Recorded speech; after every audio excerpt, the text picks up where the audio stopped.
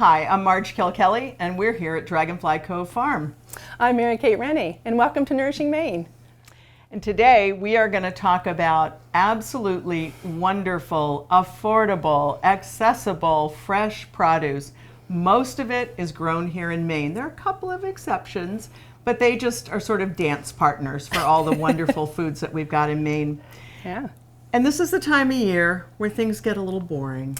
But you still have those sturdy winter vegetables in the dead of winter that you can do all kinds of things. And frankly, Marge and I were having trouble picking just the 2 or 3 recipes because there were so many we love and that we wanted to try. Yeah. So we picked out a couple that are very different, I think, than things that you might have had. And then one of the things we're going to do on our Facebook page is to post some other recipes because it was really hard to get this down to 2. There was. But we did it. We did. Yeah. And as we move forward and we start with our first one, which is going to be a squash sauce. So it's kind of a Squash sauce. Well, it's going to go over pasta. Oh. And it's, it looks like this. We've all know how to make squash. We did it for Thanksgiving and Christmas. And I used my squash, for a nice bisque or for a soup. But then you can upcycle it and put it over pasta, and it's a game changer. It was such a delicious discovery. So we're going to make that first and then move into Marge's selection. And then we're going to talk about a salad, a winter salad. But I'm going to leave that for a surprise. Yes, let's. And the wonderful thing is that most of these vegetables are in your refrigerator, just like ours, and we're going to use a whole lot of them. And I think, again, just going back to where I started, these are vegetables that, for the most part, are grown here in Maine. They're things you can pick up at the farmer's market, or even if you're going to a grocery store. A lot of the grocery stores actually have local produce. And in the wintertime, it's easy to kind of fall back on all those summer vegetables that we use all the time. But it really is, it's fun to experiment, and it's fun to do things differently. So we've got cabbage and broccoli and celery and potatoes and apples and squash and lots of wonderful herbs.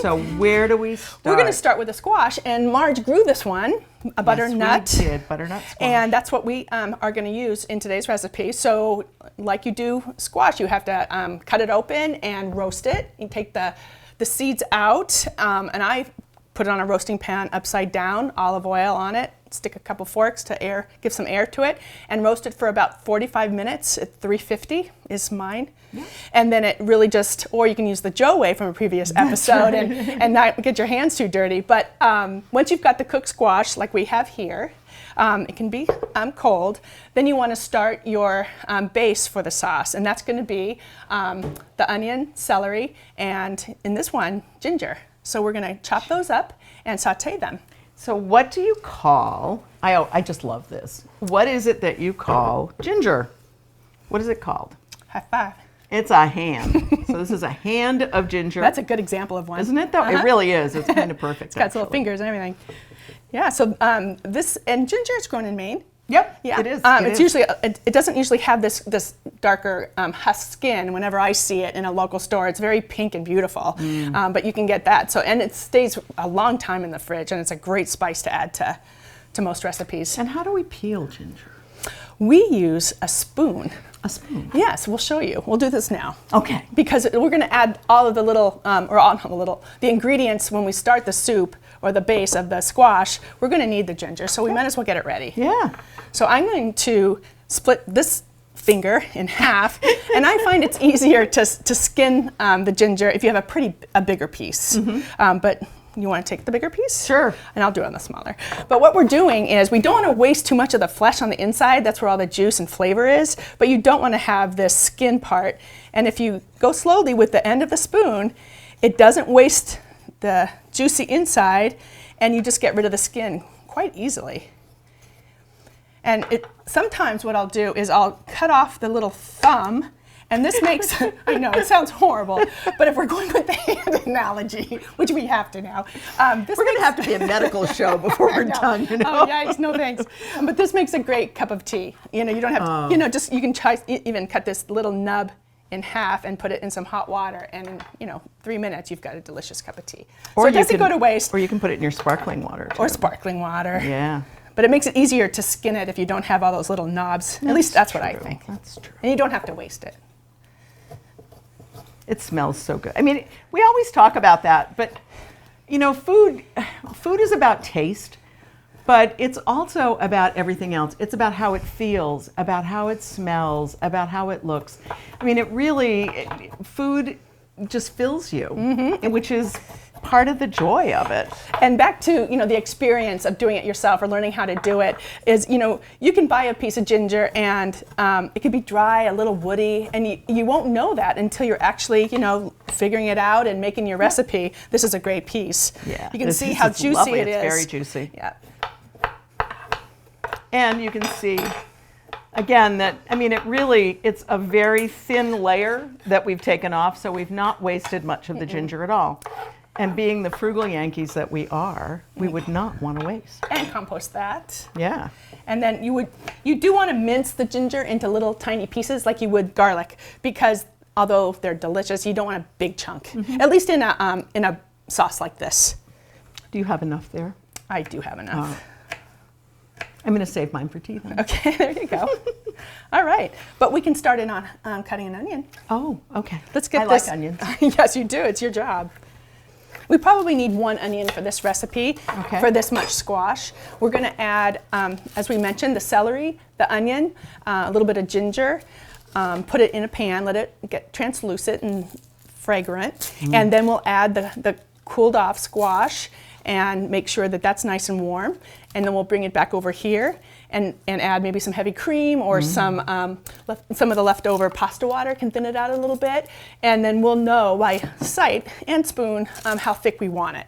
And then we'll then add the pasta and we'll have dinner. What kind of pasta did you cook? I used fettuccine this time. Ooh. But the wonderful thing about winter vegetables and sauces like this, we could have used any pasta that you have in the pantry. I, in fact, did use part of my recipe for soup, and then this is just, again, using it for another recipe. And you had mentioned raviolis. Oh. I've never made squash raviolis. Squash ravioli is just, it's one of those magical things, but it's very time consuming to make your own pasta. Yeah, the pasta's fun. intimidating to me a little bit. Yeah, it's fun. I've made a lot of mistakes, but when I've done it right, it really has worked out well. Yeah. But there's something about just that wonderful succulent squash inside the ravioli that's amazing. And then putting a sage butter over it. Which we're going to do with us too, yeah, on the fettuccine. Which again, it could be spaghetti, it could be the curly kind. I think you had some in your pantry. So I think, you know, if you've had a squash ravioli and you really, really liked it, and again, you know, don't feel like you've got either the time or the inclination to make it yourself, this is like the perfect alternative, and it's also not a red sauce. And there's a point in time where the good old red sauce, as wonderful as it is, gets a little bit tiring. It does. So I'm going to get some celery started. Okay. Just chopping it up to a similar dice as the onion. And I'll do it all together. And Marja, do you want to turn on the heat under that oil? I will do that. And we're going to basically just saute the onion, celery, and spices for about 5-6 minutes, the most, and then add the squash. And your garlic is over here. And a little bit of garlic. The garlic is optional, as always, but it really does add some wonderful flavor to the sweetness of the squash. And this looks about a cup of each, with our eyeballing style around here. We do have measuring cups, but they're for decorative purposes. And the other thing is we are going to emulsify it all together with this wand blender. So it's as long as we cook it long enough and it gets softened up enough, the size isn't going to really matter. And all those flavors are just going to meld together. Like the base of a lot of sauces. Yes. You're going to put your ginger in there too? Or Yeah, is that white. later? Sure, yeah, we might can. as well. That can take it. We will add the garlic. smell good. Is the garlic? Yeah, we'll add the garlic. Yeah, I put it in there. Okay. There we have it. All right. Yeah.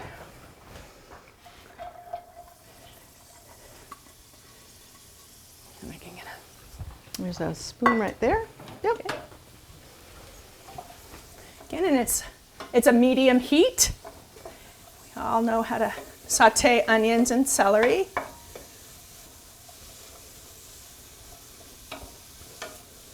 I think the other piece that I really like about this recipe is, again, if you have, if you've cooked a squash and you've got some leftover squash, you're not sure what to do with it, this is just another way that is really different in order to use that. And I think that's one of the things that we look for all the time, especially in the wintertime when the choices are a little more limited. And it spruces it up. It's Yeah. pretty elegant and filling. But it's got that sage butter on the top, and it really just lifts it up a bit. That's neat. It is good. And some Parmesan cheese. Yeah. I think also the smell of cooking onion is one of those things that just fills a room in a way. And you know you're on your way. Yeah. You know dinner's been started when you start smelling the garlic and onion. Yep. I have been known to saute onions when I was still trying to think about what we were going to have for dinner. That's one way to do it. It reduces the number of questions. Well, and it goes in so many different directions that you. Yeah. We go through a lot of onions. Yeah. A lot of onions. And especially in the spring, we have these wonderful perennial onions. And they're one of the first crops to come up in the spring. And I just put them in everything. Just everything. So are those fall? So fall season has onions as well. Oh, yeah. Because we've all heard of spring onions, or at least the chives, Sure. and then the green onions. But I've never grown my own onion, and so I don't know the different times of summer where you can actually harvest them. And depending on the size, I mean, you can start harvesting onions in August, September, And that's your preference, right? So like if I want my onions in my larder to be smallish for cooking, Yep. it's not going to affect the flavor or how tight the bulb is, right? No, because they'll just be smaller. They're just smaller. But it's also- 'Cause that's not true with every vegetable. No, but it's also a matter of looking at different kinds. I mean, the seed catalogs have started arriving. Talk about clever marketing. Oh, no kidding. Receiving a seed catalog in a blizzard. I would love to know just how many people order all of their seeds in a blizzard with a cup of tea. Sometimes what I do in last year's, although there's varieties from every part of the world, but I like to tear out the really colorful pages and use them for wrapping paper. It seems like such a waste to have. It's a beautiful book. Yeah. It does. But it's 90% of gardening in Maine is about anticipation and planning. That's true. You ready for your squash, my dear? Yes, I am. Thank you. There you go.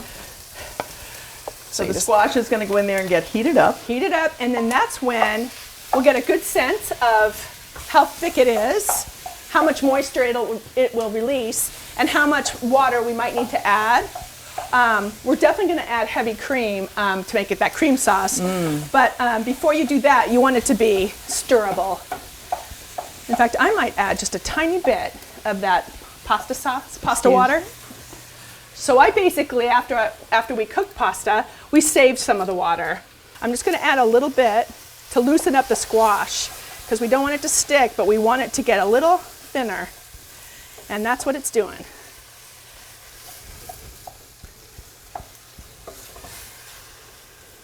And again, all those flavors are just melding together so you can smell the onion and the garlic and Thank you. all those wonderful things. Yum. Yeah. All Maybe right. how about a little splash? Okay. You want to go for it? Thanks. Perfect. And once I get that stirred in, That was carefully measured, by the way. I know. It was Yeah, a perfect splash. perfect splash. Splash is a measure. and this really does come together quickly. Yeah. In about a minute, we're gonna bring it over here, and that's when we're going to, blend it, get a good eye of how thick it is, and then add the additional flavor of the heavy cream and salt and pepper.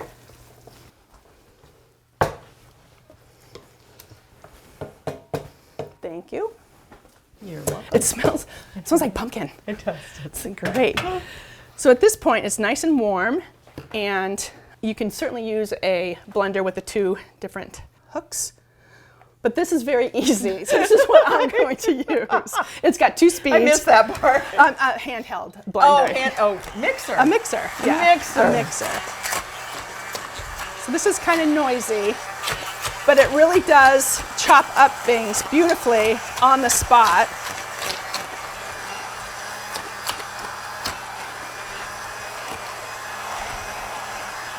And at this point, we can add, if you want to keep at it, yeah. I'm going to add a little bit of heavy cream.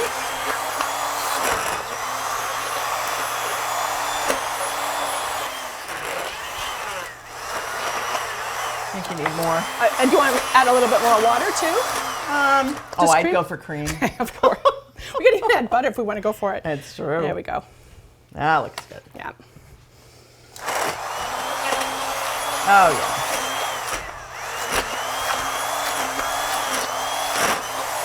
And I can spoon around if you want me to help you. Sure. Okay. Just to bring it all together. Sorry about all the noise, everybody. Some things you're have to be noisy. You know you're getting close when it gets noisy, though. There you go. Come on, a little more cream in it?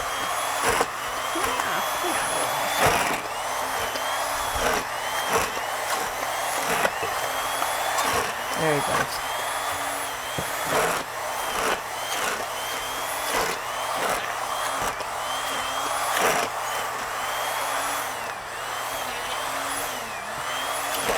And it can be as smooth or as chunky as you'd like. It does Actually, depend. It's looking pretty good. It does. Maybe it's actually going to thin out a little bit because you're going to put the we're going to put the pasta in it. hot fettuccine in there, so you might be there. And there's nothing wrong with having bits of celery and onion in your bite. It's delicious. And what we're going to do now is we're going to add the fettuccine straight into your delicious sauce. And it really is just a matter of portioning it to the amount of people that you're going to be serving tonight. So for example, so this looks like a pretty big batch, and this is about 1 pound of fettuccine. So as Marge mentioned, having it just straight out of the boiling water will add a nice amount of water to make it just right. It's also good as leftovers. Oh, so good.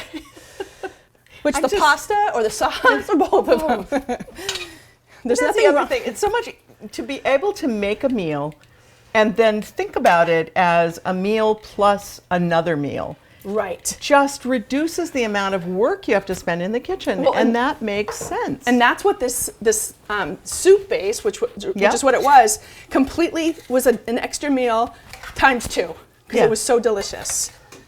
And then you stir the sauce into the fettuccine, and we can add more cream here if we'd like. We can add butter. We can even add a touch of olive oil. But since we're going to add sage butter as a finisher, I think this will be just fine.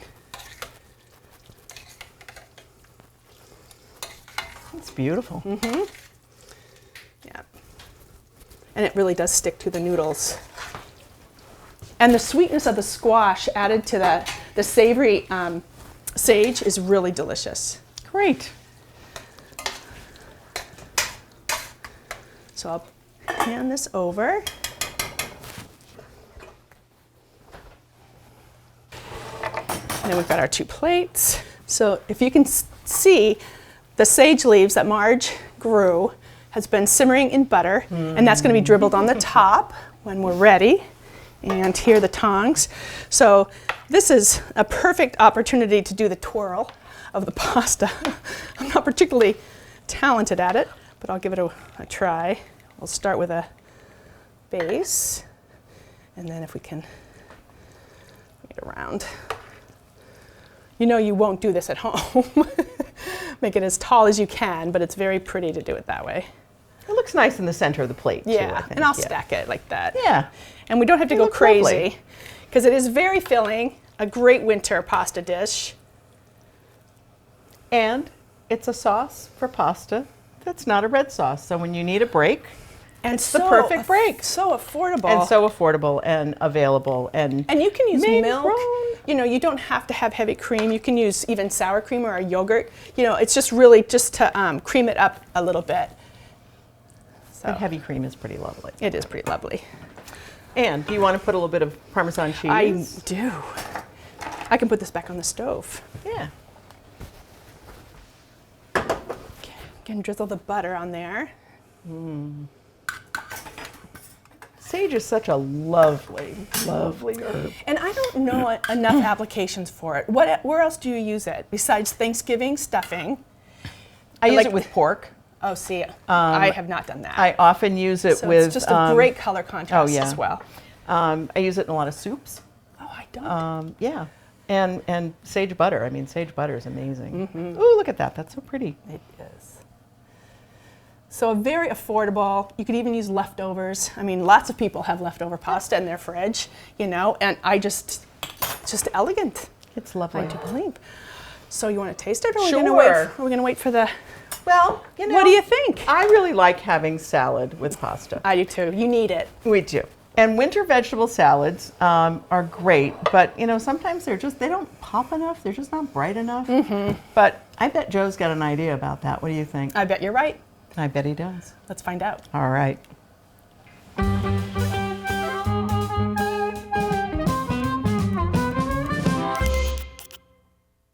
Once again, welcome to Joe's Way. Today we're going to be talking about getting vegetables ready for a super salad in the winter.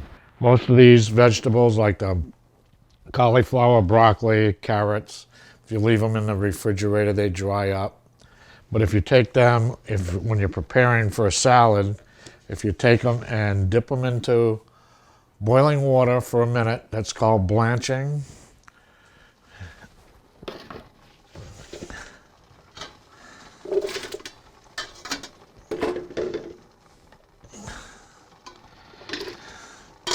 And what that does is it brightens them right up. I'll set the timer for 1 minute. And you can see it's just starting to come back to a boil, so we'll do them for actually like 1.25 minutes. And what that does is it actually seals the outer skin. It gives the vegetables an extra crunch. And when I take them out, that will be the Joe way of doing vegetables for your winter salads. Colors will pop more. They'll be crisper. Nutrients, it seals the nutrients in, and they last longer on the plate. We'll take them out and we'll give it a check.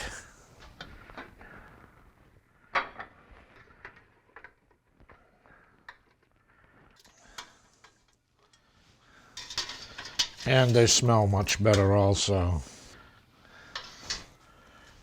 And here's a start on your salad. Add your favorite dressing, or refrigerate them and do it with your favorite dressing. You can have either hot salad or cold salad. And that's the Joe way. Thank you for watching.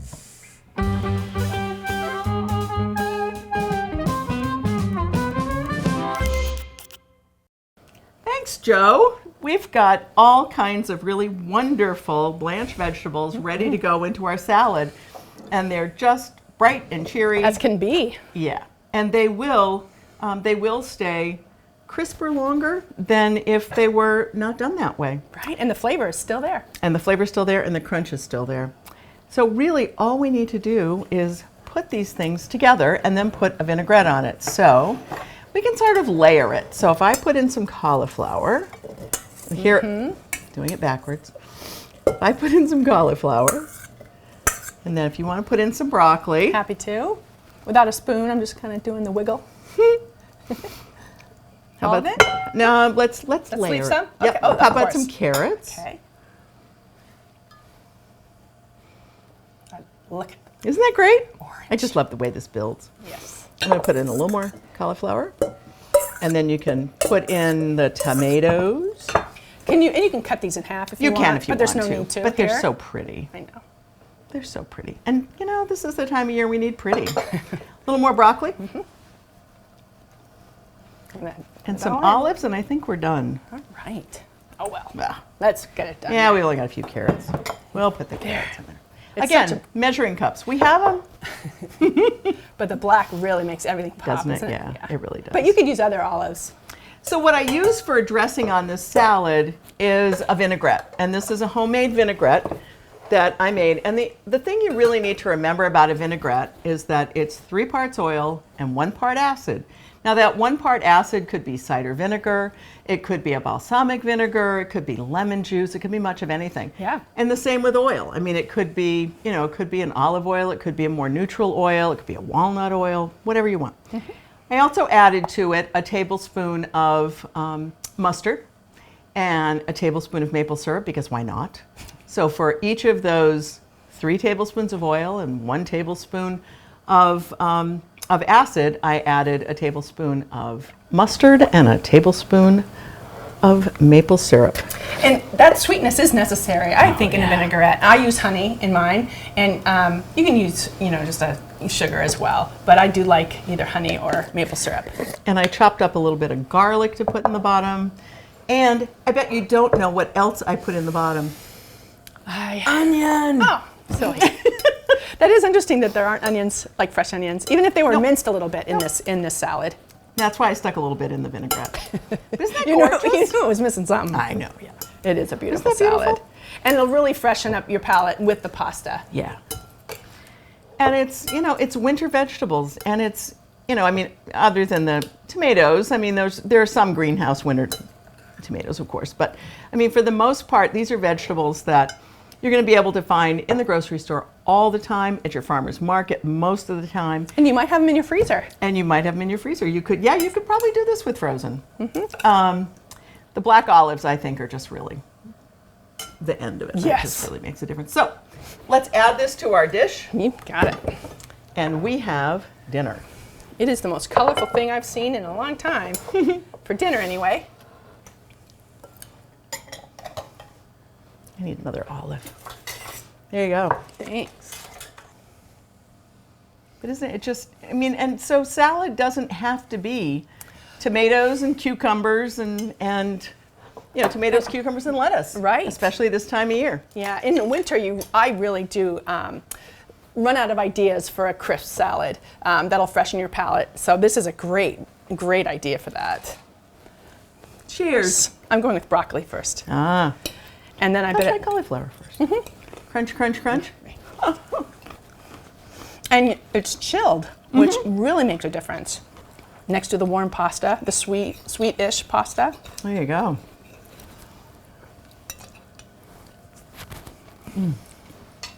That is a delicious winter dinner It really is. with local vegetables that you might have in your refrigerator, but you can certainly get locally. And boy, that's a good one. And if you invite people over and say, we're going to have pasta and salad, you're going to surprise them. And we like surprises. That's for sure. All right. I'm Marge Kilkelly, and we're here at Dragonfly Cove Farm. I'm Mary Kate Rennie. We'll see you next time on Nourishing Maine.